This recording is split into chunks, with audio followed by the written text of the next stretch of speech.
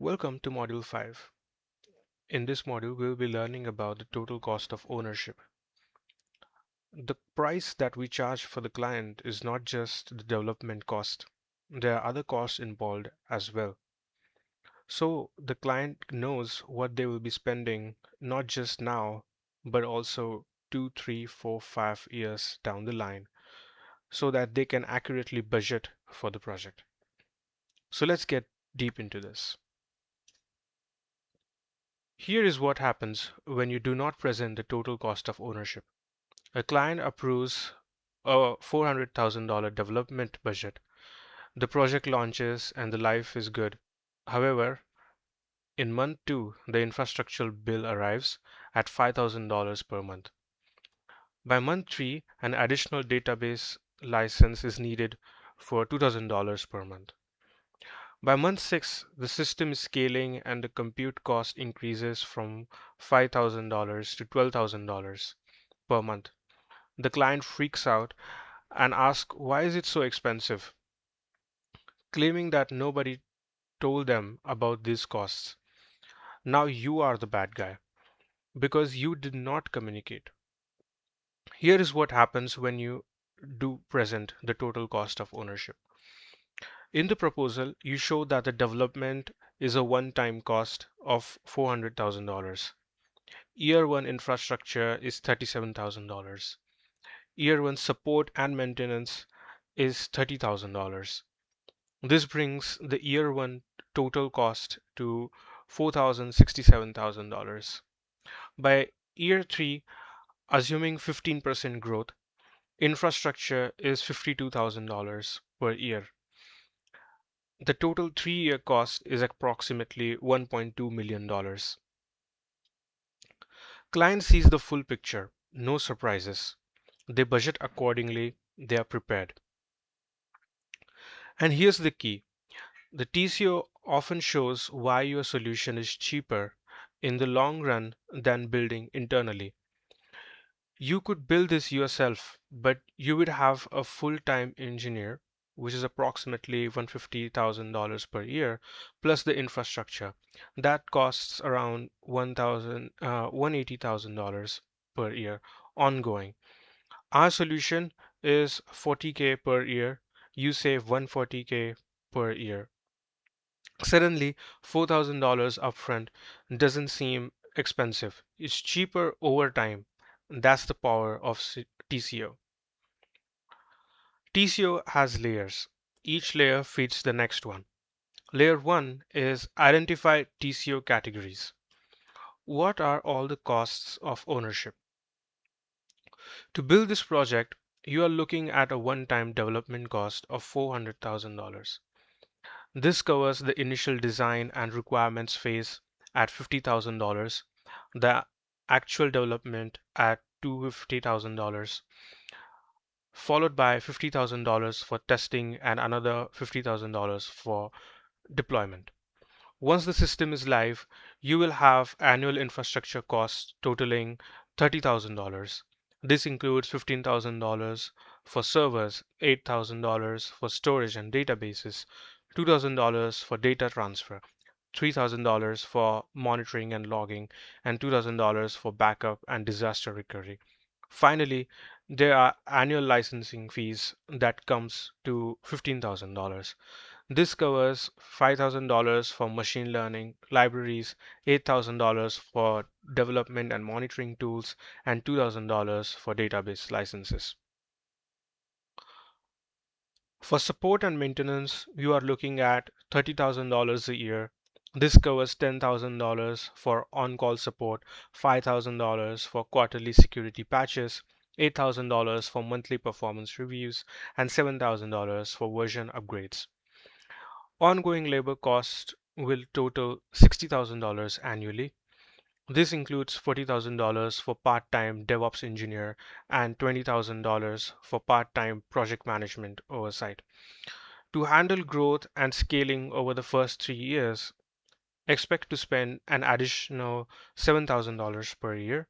This budgets $5,000 for extra server power and $2,000 for more storage as your data volume increases. For the first year, the total cost is 5,000 $542,000. This includes the one-time development fee of $400,000, $30,000 for infrastructure, $15,000 for licensing, $30,000 for support, $60,000 for labor, and $7,000 for scaling. Now, not all of these apply to every project, but you get the idea. TCO is not just development costs. Layer 2 is understanding licensing model. Most third-party software costs money. You need to understand the pricing model. Model 1 is the perpetual license. With this model, you pay once and you own the software forever. For example, a Microsoft SQL Server perpetual license costs $10,000. You buy it one time and you can use it indefinitely with support included. The pros are that it is predictable and offers long-term savings. If you use the software for many years, the cons are the high upfront costs and the fact that you are locked in once you make the purchase. Model 2 is the subscription or SaaS model.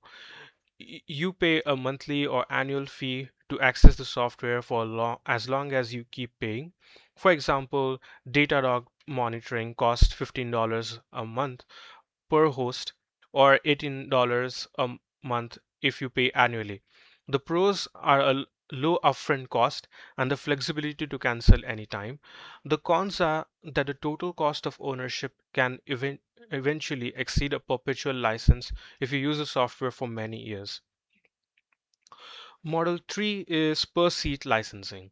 You pay for each user or license, which is common for enterprise software. For example, Salesforce costs $165 a month per user for the professional edition. If you have 50 users, that work out to $8,250 a month or $99,000 a year. The pros are that the cost scales with your actual usage, but the cons are that it can get very expensive if you have a large number of users. Model 4 is feature-based pricing, where you pay based on a specific feature or volume you use. For example, Stripe payment processing cost 2.9% plus 30 cents per transaction. If you process $1 million a month, you have with an average transaction size of $50, that equals to $20,000 transactions. Oh, sorry, 20,000 transactions. You would pay $6,000 in transaction fees plus $29,000 for percentage cut, totaling $35,000 a month or $420,000 a year. The pros are that you only pay for what you use. The cons are that it is hard to predict and cost scale directly with your volume, which can be difficult if your business grows rapidly. Model 5 is concurrent user pricing. You pay based on the number of people using the system at the same time, rather than your total number of employees. For example, call center software might cost $50 a month per concurrent user. If you have 100 employees but only 20 are ever on call at the same time, you would only pay $1,000 a month or $12,000 a year. The pros are that it is much more economical than per seat licensing if your team does not use the software all at once. The cons are that this model is less common and can be harder to enforce. Model 6 is tiered pricing or pay as you go. In this model, the cost per unit decreases as your volume increases. A great example of this is AWS Lambda compute pricing. The first 1 million user requests each month fall into free tier and cost $0. For the next 6.2 billion requests, you pay a fraction of a cent per request. So if you have 100 million requests in a month, the first million is free and the remaining $199 million would only cost $19.80. This model is how major providers like AWS, Azure, or Google Cloud Platform works, making it very cheap once you scale. For Cargo Core, we are using AWS SageMaker, Postgres SQL RDS, S3, and CloudWatch. Layer 3, Cloud Consumption Cost Modeling. AWS is pay as you go. You need to forecast your usage to estimate costs. In step 1, we need to identify what's actually driving your cost. For Cargo Core's PCE, we look at four main areas. First is compute. How many predictions are you making every month? Second is storage. How much data are you keeping in your database and S3 buckets? Third is data transfer. How much data is being moved out of AWS? And finally, monitoring. How many different metrics are you tracking? In step 2, we forecast the volume. Looking at CargoCo's operation, they have 500 flights per day across 20 routes. If each flight requires 12 predictions based on 3 times per week over 4 weeks, that totals 6,000 predictions per day. This adds up to approximately 180,000 predictions every month. In step 3, we map these costs to specific AWS services. For a SageMaker endpoint, you will pay $150 a month plus a small fee per prediction. With 180,000 predictions a month, the compute cost is $18, bringing the SageMaker total to $168 per month. For the database using RDS PostgreSQL, a 10 gigabyte feature store costs about 20 cents per gigabyte for storage and 10 cents for backup. That totals $30 a month. Next is S3 for storage. With a 2 gigabyte for model files and 50 gigabyte for archived logs, the storage cost at roughly 2 cents per gigabyte is $1.20, adding 90 cents for data transfer. The total for S3 is about $2 a month. For monitoring with CloudWatch, 100 custom metrics at 10 cents each total $10 a month. Altogether, the total monthly cloud cost is $210, which comes out to $2,520 a year. But keep in mind, this is just the baseline scenario for year one. In step 4, we account for the growth and add a buffer. What happens if your volume increases? In scenario 1, if you see 15% annual growth, your cost goes from $2,520 in year 1 to $2,898 in year 2 and roughly $3,000 in year 3. In scenario 2, we look at peak load. If your peak is 30% above average, you might jump from 6,000 to 7,000 predictions per day. This brings your peak cost to around $3,000 per year. To be safe, we added 20% contingency buffer for unexpected growth or higher usage. This brings the total to $3,000. So a realistic year one cloud cost with a contingency buffer is approximately $3,000 per year.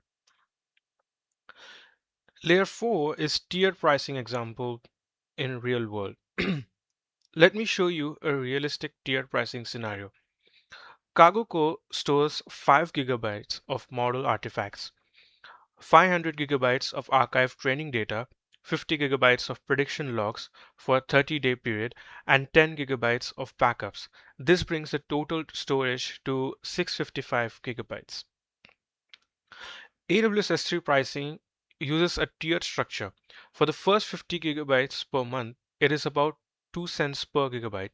The next 450 gigabytes cost slightly less, and the price continues to drop as you store more. Based on CargoCo's current data, The first 50 gigabytes cost $1.15. The next 450 gigabytes add $9.90, and the final 155 gigabytes cost $3.26. This brings the total to $14.31 per month, or $171.72 per year. But now CargoCo is growing. They are adding 5 more routes, which increases the total volume by 30%. For the first 50 gigabytes, the cost is $1.15. The next 450 gigabytes, the cost is $9.90. And the final 351 gigabytes cost $7.37. This brings the total to $18.42 per month, or $221.04 per year. Even though the volume increased by 30%, the cost only went up by 29%. This shows that the tiered pricing worked in their favor. Layer 5, the three pillars of the cloud cost. All cloud costs fall into three categories. The first pillar is compute, which refers to the servers that run your application. For example, an AWS EC2 instance costs about 4 cents per hour. If you run 24/7, that is roughly $30 a month, or $359 a year.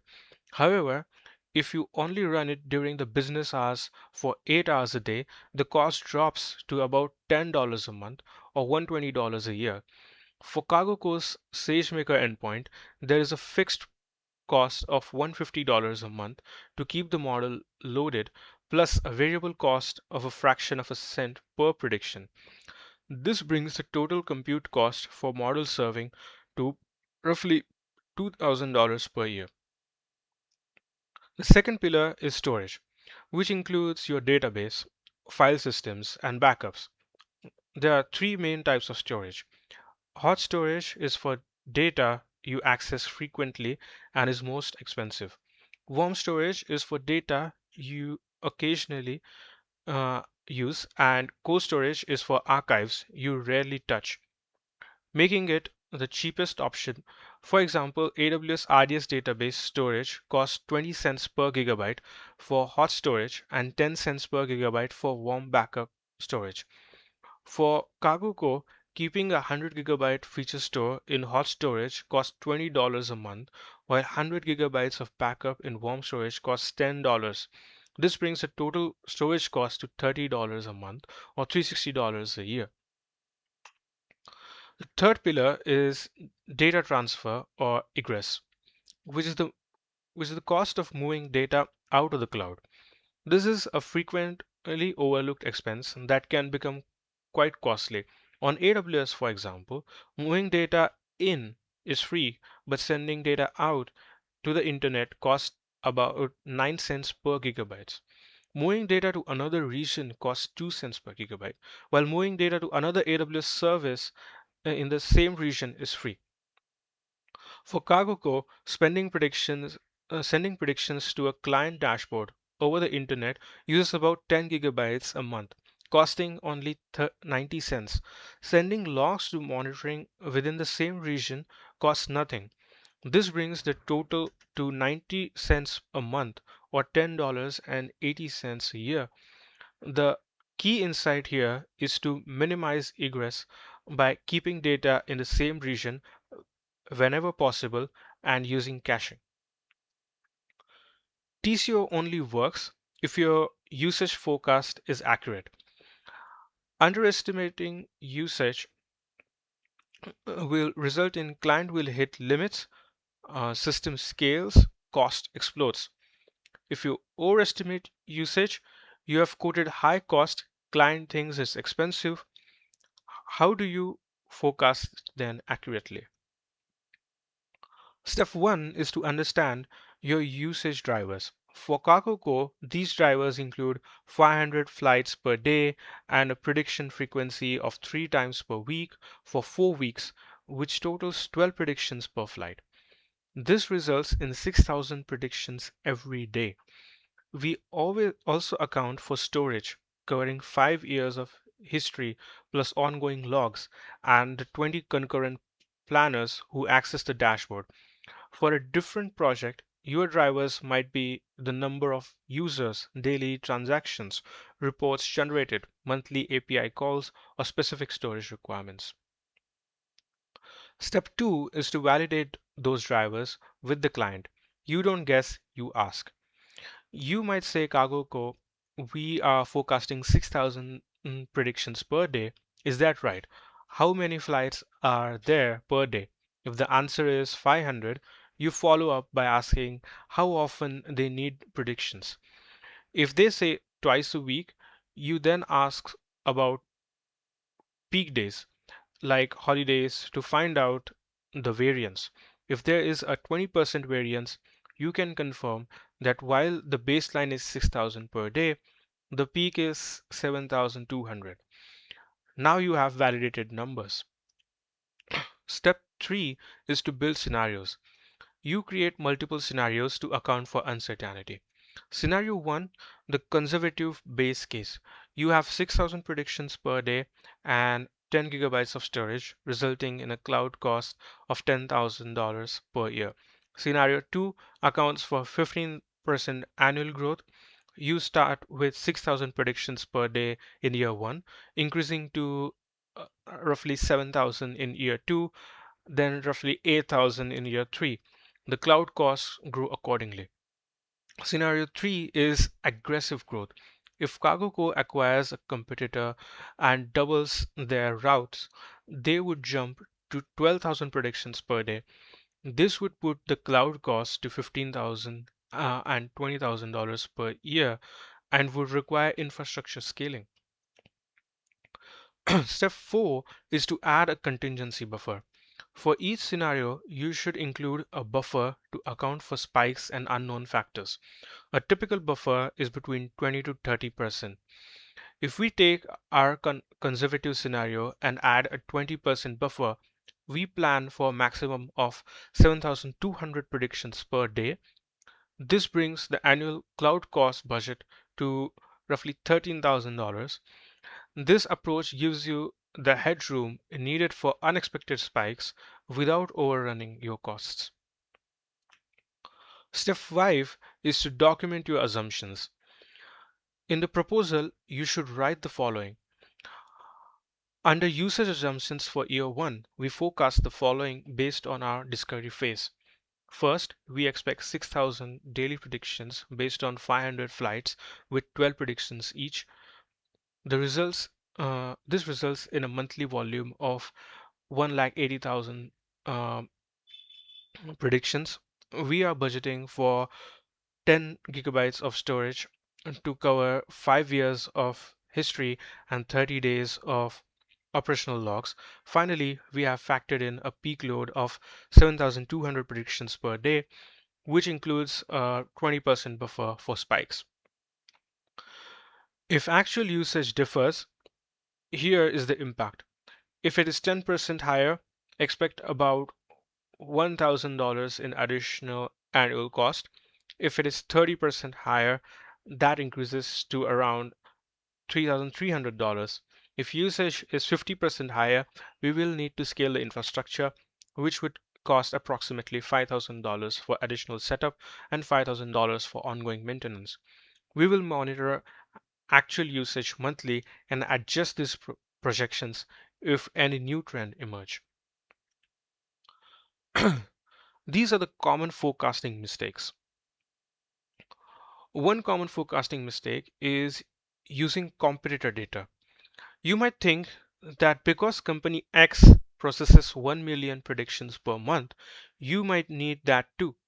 This is wrong because different businesses have different models and operate at different scales. It is much better to use your own data, such as flights booked, historical volume, and seasonal peaks. Another mistake is ignoring peak load. You might think that since the average is 6,000 predictions per day, you should only budget for that amount. However, if your peak hits 7,200 per day, your system could get overloaded, leading to service level agreement violations. It is much better to budget for a peak or the 90th percentile rather than just the average. A third mistake is assuming flat usage. You might assume that because year 1 has 6,000 predictions per day, year 2 and 3 will be exactly the same. But if cargo grows, your volume grows, and those original projections quickly become unrealistic. It is much better to forecast for growth, with 10% to 15% annually being a typical benchmark. Now we come to the part where we actually present the TCO to the clients. Here is the presentation structure. On this slide, we have the breakdown for development and year 1 operations. The one-time development cost is $480,000. For the first year of operation, we have budgeted $11,000 for cloud infrastructure, $1,000 for licensing, and $49,000 for support. This brings the total for year 1 to $541,000. On this slide, we look at the return on the investment. By eliminating forecast errors, you will save $8.7 million in the first year alone. Since your total investment is around $500,000, the project pays for itself in less than 1 month. That is an ROI of around 1,600%. Then we have the 3-year projection. Year 1 is $500,000, which includes both development and operational cost. Year 2 drops to $125,000 for the operations only, with reduced infrastructure cost. Year 3 is $132,000, which covers operations with a slight adjustment for inflation. This brings the 3-year total to around $800,000, which averages out to roughly $266,000 per year. On this slide, we compare building in-house versus outsourcing. If you build this in-house, the 3-year cost would be roughly around $900,000 to cover 2 engineers plus operations. If you outsource to us, the 3-year cost is roughly around $800,000. That is a saving of around $100,000 or 10%. Plus, if you get faster delivery in 4 months instead of 12 and lower risk because there is no turnover or ramp up time. On this slide, we have a pie chart showing exactly where the $541,000 goes in year 1. Development takes up the large share of 88%. Support and maintenance accounts for 9%. Cloud infrastructure makes up 2%, and licensing is less than 1%. This breakdown clearly shows that most of the cost is in the initial development, while ongoing operations remain relatively cheap. On this slide, we have the year by year breakdown. In year 1, the total is $541,000, which includes $480,000 for development and $61,000 for operations. For year 2, the development cost drops to zero and operations are $125,000. In year 3, operations are $132,000. This clearly shows how the upfront investment pays off with significantly lower operations costs in year 2 and 3. On this slide, we cover risk and contingency. We have built in several safeguards, including a 20% cloud cost buffer to handle unexpected usage growth and a 30% support buffer for incident response. We also maintain a risk register to identify and manage mitigation strategies. If any risk materialize, we will communicate them early so there are no hidden surprises. And on the final slide, we present our recommendations, which is to proceed with this investment. It offers a positive return on investment with a payback period of less than 1 month. It provides a competitive total cost that saves you roughly $92,000 compared to building in-house.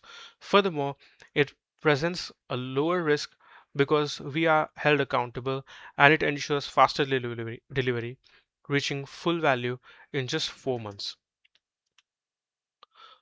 When a client asks if there are cheaper alternatives, you should answer that while cheaper solutions exist, they usually cost less for specific reasons.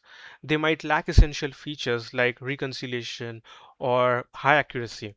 They might not include ongoing support, or they might be incomplete, leaving you to finish the building process yourself. Our solution is comprehensive and fully supported, ensuring it delivers immediate value. The investment is worth it because it is built to be a complete long term asset. If you are asked about reducing cost, you can provide a few specific options.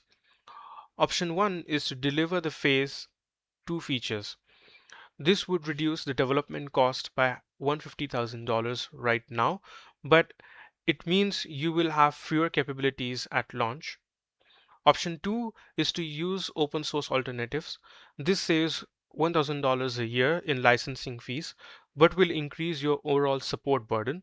Option 3 is to self manage the infrastructure. This reduces support costs by $30,000 a year, but it requires you to hire someone internally to manage it. What is your preference? If you need to scale dramatically beyond our projections, here's what to expect. Cloud costs will scale linearly, adding roughly $1,000 to $2,000 for every 10% increase in volume. You may also need additional infrastructure, which would involve $10,000 to $20,000 setup fee. Finally, support costs would increase by about $10,000 to $15,000 per year.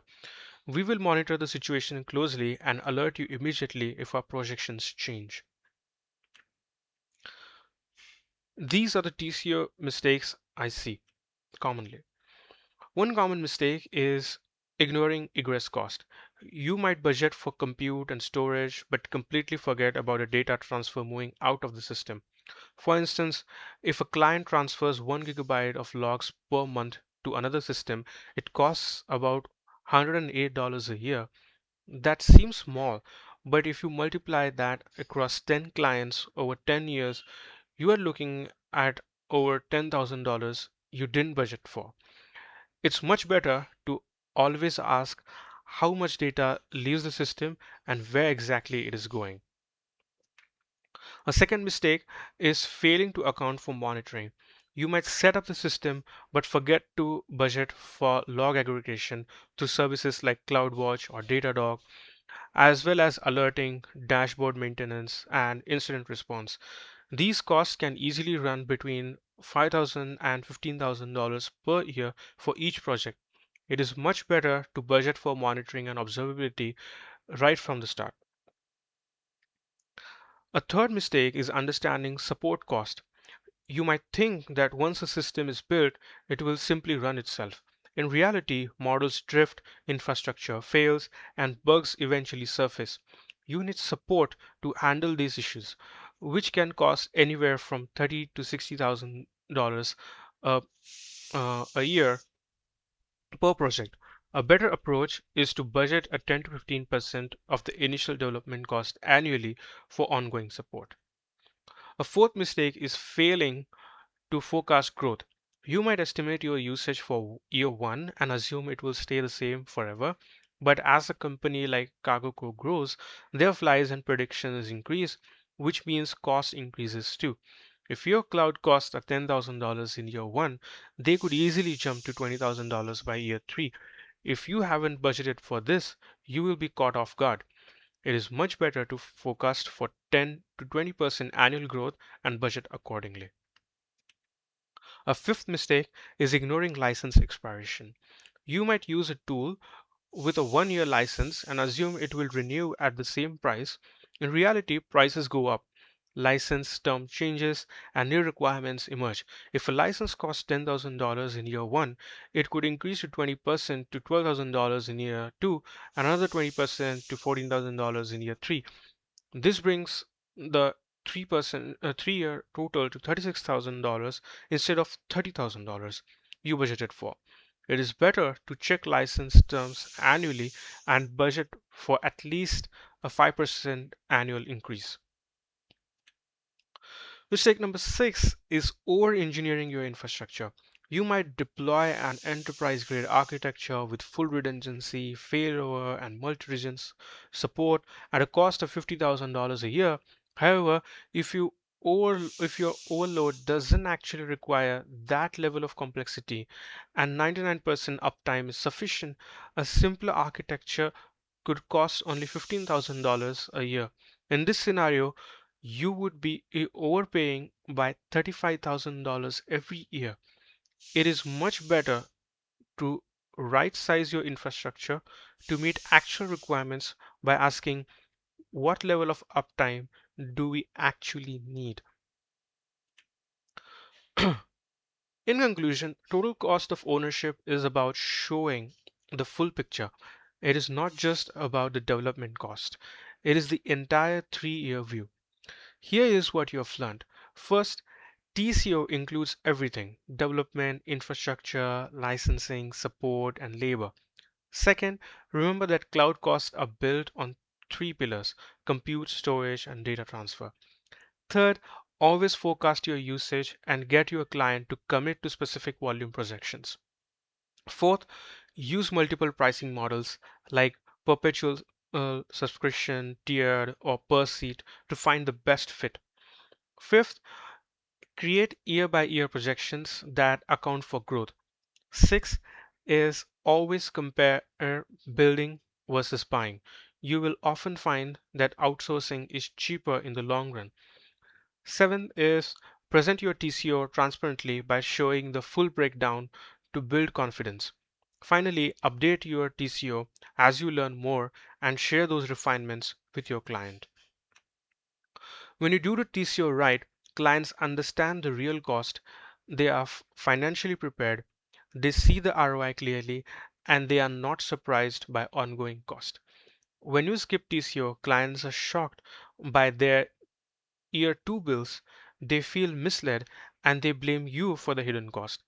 This causes serious damage to the relationship. Do the TCO and get it right. In the next module, we will be covering the final handoff and kickoff.